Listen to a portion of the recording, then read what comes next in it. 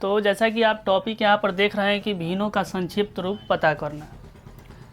तो किसी भी भिन्न का संक्षिप्त रूप हम कैसे पता कर सकते हैं, आइए उसको समझते हैं।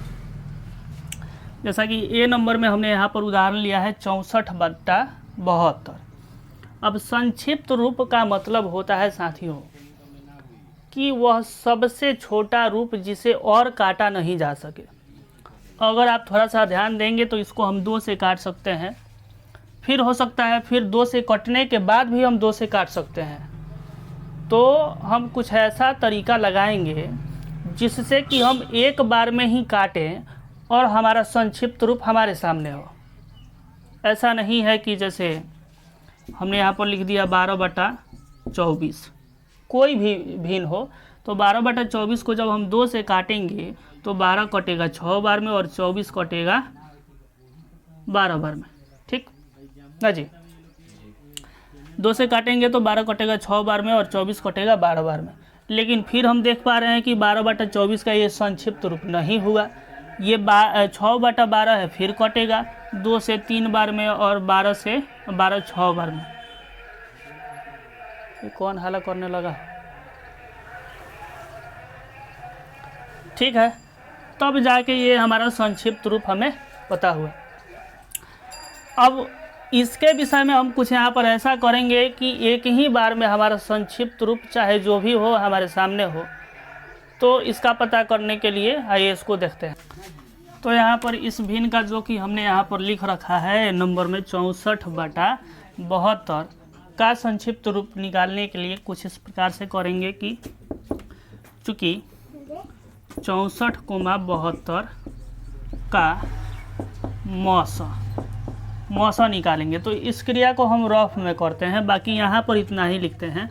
64/72 का मौसा निकालने के लिए जो छोटा होता है भाग विधि से बड़े वाले में करते हैं भाग।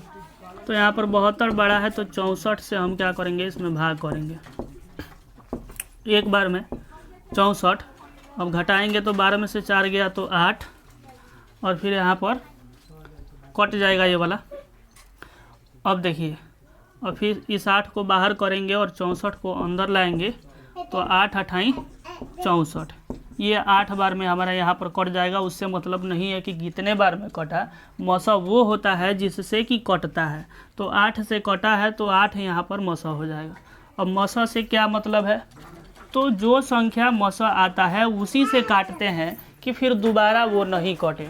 तब यहाँ पर देखिए, तब हम लिखेंगे भिन्न यहाँ पर 64/72 है तो 64/72 बराबर 64/72। अब इन दोनों में हम क्या करेंगे कि 8 से कर देंगे भाग, तब जो ये कटेगा। तो अब आप बताइए कि 8 से 64 8 बार में कटेगा और 72 9 बार में कटेगा और यही हमारा आंसर कहलाएगा। मतलब 8/9 जो आया ये अब फिर दोबारा किसी भी संख्या से नहीं कट सकता है।